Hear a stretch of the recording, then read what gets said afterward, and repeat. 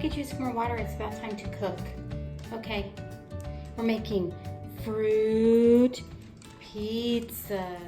We're gonna be making a fruit pizza that is a 2-day lab, which means on day 1 of the lab, we're gonna be making the crust and then the spread that goes on top of it the next day.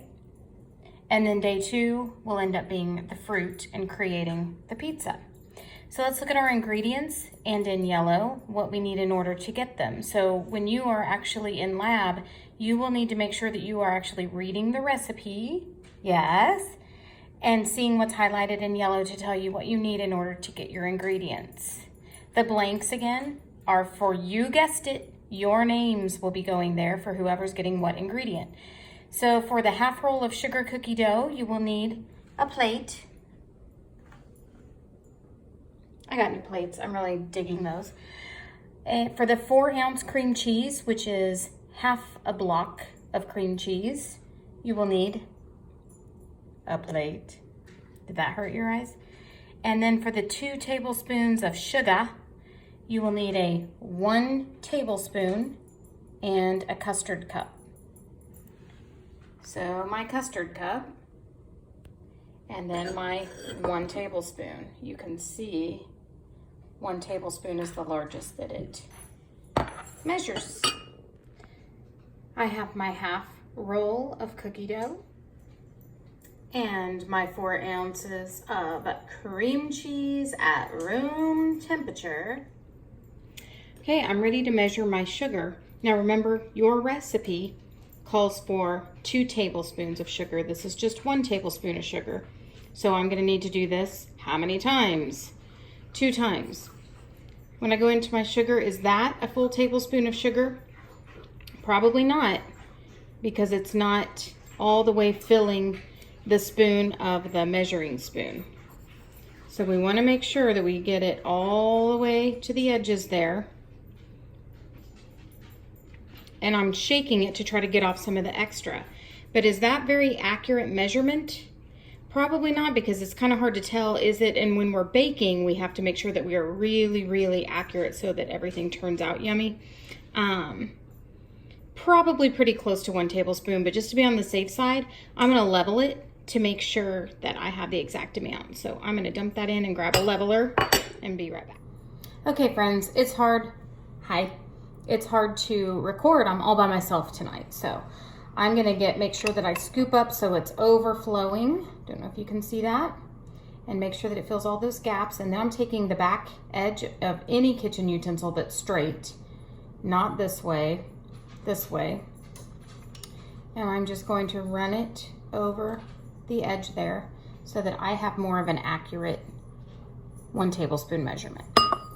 Since we're just making a spread, that part's not super, super important. If we were really making a baked good, we would need to be more accurate. So I'm just spreading it and then level it off. And that is my 2 tablespoons of sugar. Moving on to the directions in our lab day 1. Step 1 is to preheat the oven to 350 degrees. I have already done that on my oven. Step 2 is to lightly grease a cookie sheet, and I have what you need, so you shouldn't need my help when you get to the lab, because in yellow, it will tell you exactly what you need. And I'm showing you now, try not to make you dizzy, what the cooking spray looks like. Yours will be Pam. I actually am using, I have a coconut oil cooking spray. Yours will be a vegetable base. But I'm just doing a light spray, nothing crazy. Okay. Step 3 says to divide dough into equal parts per number of people on your team to make the same number of cookies. So what that means is if you have 4 people on your team, then you're gonna divide this into 4 parts. If you have 5 people on your team, you're gonna divide it into 5 parts. Make sense? So I've taken that half roll of cookie dough and divided it into 4 parts just using my hands. You can see on this one, I was it was a little too small, so I took it off a little taller one. It's not an exact science. You're just trying to make as equal as possible. So I kind of took a little off of this one and put it onto this one, okay? Now, I think Rusty is cleaning the carpet for me, yay. Hi, Russell. Hi, you're a cutie. Okay, let's go on to step 4. Step 4 says to pat each section of dough into a circle onto the cookie sheet. The thickness of each cookie should be the same thickness as your pointer or your index finger, okay? Same thickness. Any thinner and your cookie will crumble. So everyone gets to roll their own on your team and put it on the cookie sheet. So you're just gonna kind of pat it into a circle, and I'm gonna try to do this without anybody. I'm doing this one-handed, so bear with me. So I am just patting. Right now, it's gonna be really hard to tell, but it's way thicker than my finger. This is really hard to do when you're the one recording by yourself. And I can kind of take the edges because I want mine to be a perfect circle. But if you wanted to do, I wouldn't recommend doing anything too crazy as far as shape. Because for example, if you did like a heart, the point of the heart would be way thinner and it will end up baking darker than the rest of the cookie. So these are really going to be small, mini little fun fruit pizzas. They're kind of like little cookies, a little bigger than what the cookie would be. Okay, now I'm gonna look. I don't want to go too thin. Probably pretty good. I'm just gonna kind of come around on the edges so they're nice and pretty. Okay, I'm gonna do that with all 4 of them and I'll be right back. Okay, so I have, I actually made 6 because I was using, I had a little extra dough. So I was using, that's why I have more, okay? So you guys will have 4 or 5 on yours. Yours maybe if you have 5 people on your team, you may have a little bit, oops, sorry about the finger there. You guys may have slightly smaller cookies than that, but they will still turn out. So I'm done with step 4. I'm ready for step 10. Just kidding, step 5. Bake for 10 to 12 minutes. Bake for 10 to 12 minutes or until light golden brown. While cookies are baking, prepare your spread. So the spread will be the 4-ounce cream cheese and your 2 tablespoons of sugar. But I'll go over that after I get these popped in the oven. I'll be right back.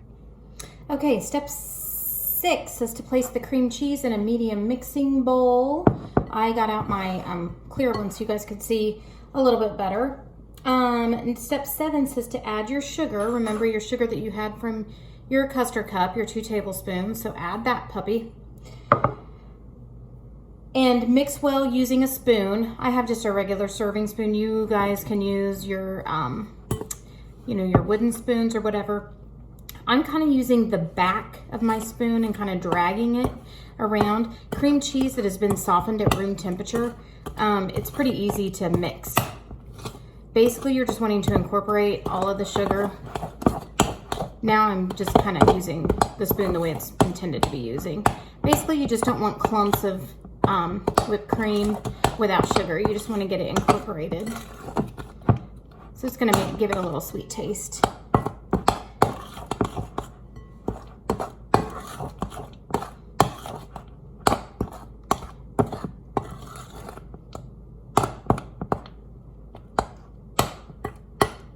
Okay, so that looks good. It's about what we want it to look like. Can you see? Hold up. Heavens to Betsy. Let's see. Here's what it should look like. Okay. And then my timer is about ready to go off. So I'm going to come and timer off. I'm leaving the oven on because they might not be ready yet. Now, if you notice, mine is at 325. Yours is supposed to be at 350. I have a convection oven, and so that's why it cooks at a different temperature. Okay, so going back to the video, earlier on, did you guys catch what I did that made them kind of run together in there, how they're kind of attached? You should have gotten that right. If you did not get that question right, It's because I needed to give them more space because cookies are going to spread out. Is this fixable if you make this mistake? Sure, it is. But these are not done yet. Do you know why? They're not golden brown. They still look pretty runny. In fact, if I were to take my oven mitt and jiggle it around, it would probably jiggle. Okay, so I'm gonna put it back in for a couple more minutes and I'll be back. Step 8 says to spoon the cream cheese spread into a plastic cup. Time to change something in your recipe.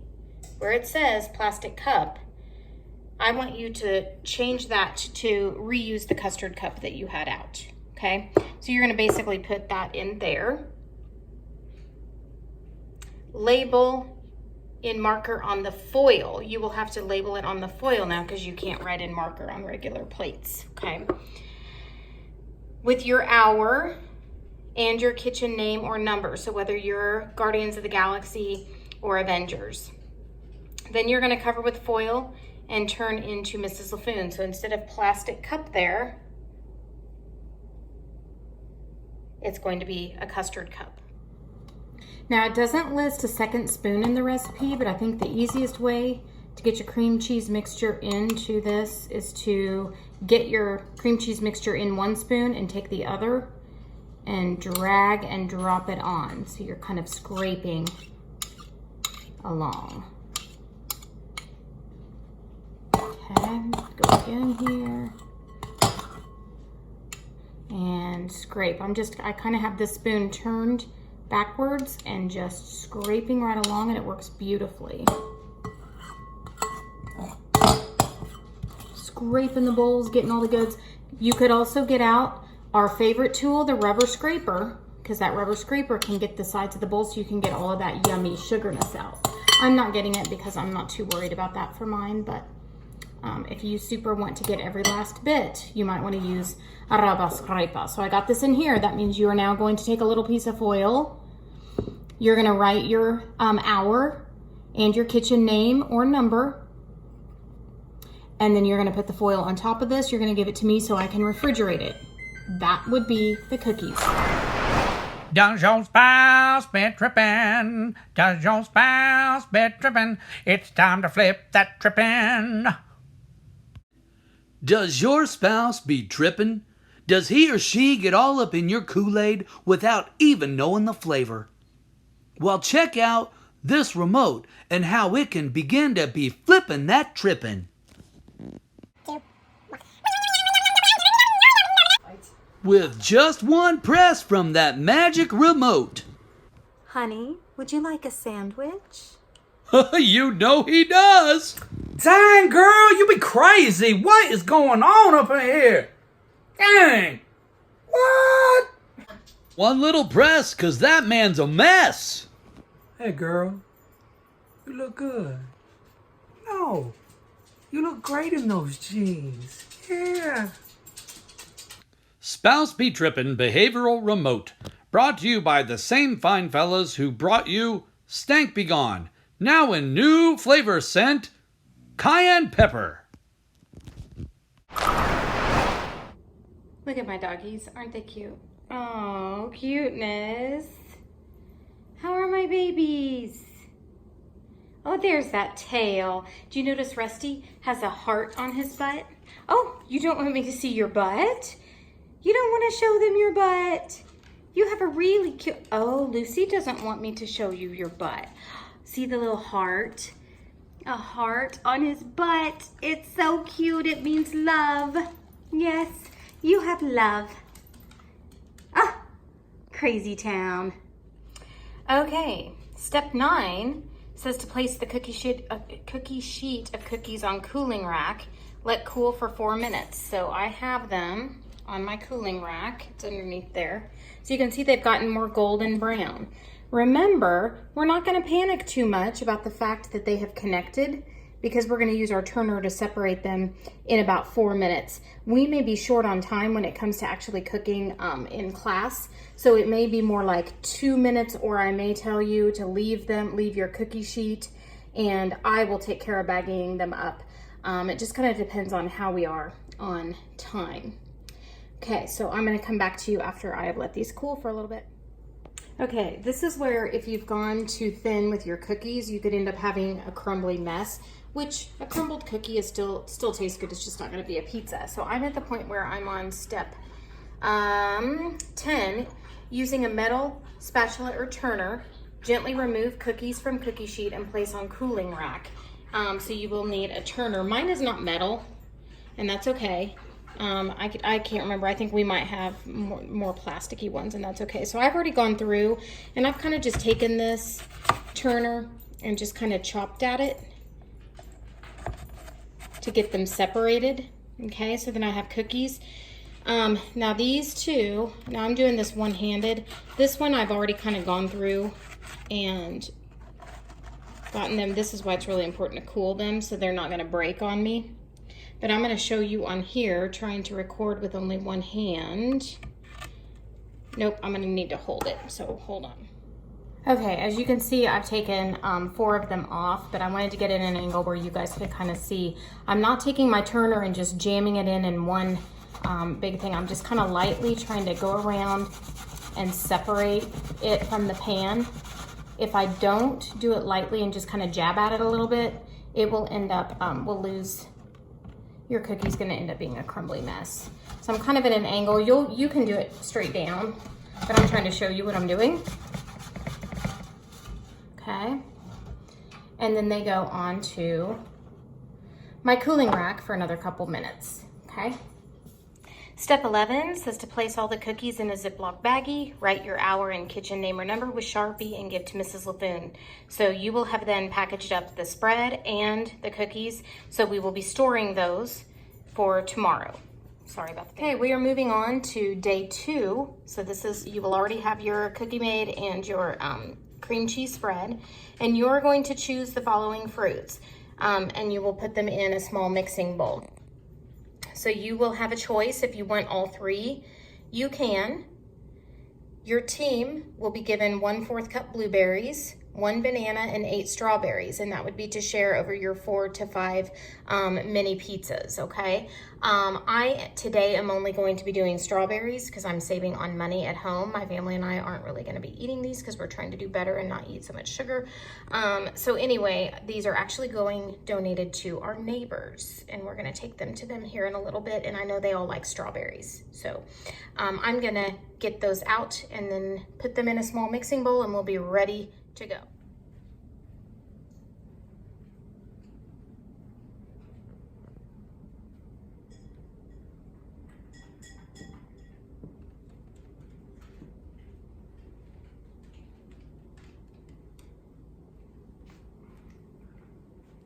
Shoot, I totally thought I was gonna bust Rusty trying to get the cookies. What the heck? I was wrong. Okay, anyway. All right, we've got our fruit. We are ready for directions. Number 1 is to wash the fruit in a colander. I have already washed my strawberries. Remember, I just chose strawberries for this one. Step 2, if you chose banana, you're gonna slice your banana using a cutting board and a plastic knife. Step 3 is to slice the strawberries using a cutting board and a plastic knife. You notice there's no step for the blueberries. That's because the blueberries are just round and you're not gonna be cutting those. They're way too small to be doing that, okay? So I'm going to first slice the strawberries. Okay, so I hope you can see me, what I'm doing here. So I'm gonna start off with taking the green part off. So I'm just gonna kind of use my knife and dispose of that. I'm gonna do that with all of them, just get rid of the green part. Now strawberries, you can get creative. You have to be kind of thinking about what you want the design of your pizza to be. If you're just using strawberries, if you're using blueberries as well, if you're using the bananas, kind of think about what the layout is gonna look like on your pizza to decide kind of what you want, whether you want bigger slices, if you want more of a round look, if you want more of the shape, the shape of the strawberry here. I think I'm gonna do it that way. I might do it a couple ways. So the green part is what I'm getting rid of. If you have any bruisey parts, like I chose pretty good strawberries here, but there's a little slightly darkened space on there that I might just kind of get rid of. We don't want any of that. We want them all to taste fresh and good, so yeah. Okay, so I'm just gonna start with one of them here. Really wish you could see better. I'm trying to get it at a good angle. And I'm gonna just start with, here is in half, and that's really pretty. I kind of like the textures of that, the colors. But it's a little thick for me, so I'm gonna kind of go and just do several, maybe 4 pieces out of this. Okay, so that's kind of one option where you kind of end up with a flower like that. Okay. I could also do in half and then turn it and do in half, and so I kind of have fourths like this. They're almost like little triangle wedges. Okay. I could also do, let me choose a good one for this one. Kind of at a circular, let me get a new angle. If I wanted more of a circular look, like this, then I can, so you just have to kind of look at the strawberry and decide what you want out of it, what you want it to look like. I kind of am a fan of this myself. It's kind of my favorite. So I'm going to continue cutting these, slicing.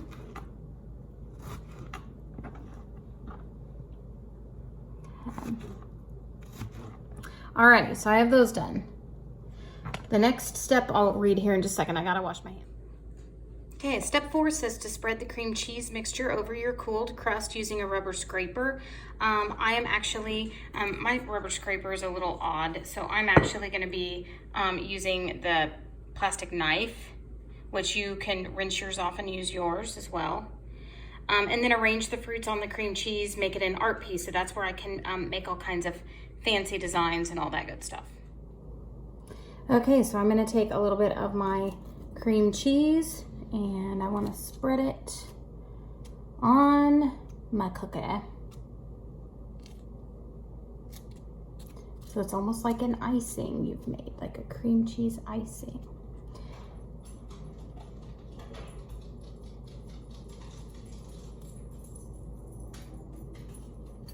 It also serves as a glue if like you've broken your cookie. If you've broken your cookie, you can use a little bit of this, kind of put it around the edges and kind of glue it back together, and then you can still have a really pretty cookie, okay? So I'm gonna do a little bit more because I like some icing.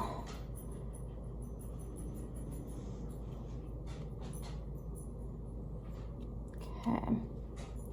And now I'm ready to start decorating. Now, if I were doing like blueberries or bananas, I'd be kind of deciding how I want to do this, but I'm gonna just pick the strawberries that I want here. Kind of make an art project in a way.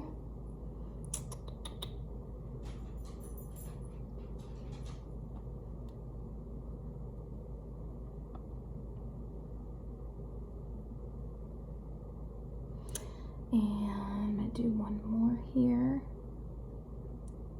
And this would be probably where I wish I had like blueberries to put around the inside of the circle and then one banana piece right there. But since I don't have that, I'm gonna go ahead and do that, okay? There is my lovely creation. You will do that with all 4 or 5 of your cookies already. Cooking with Karla.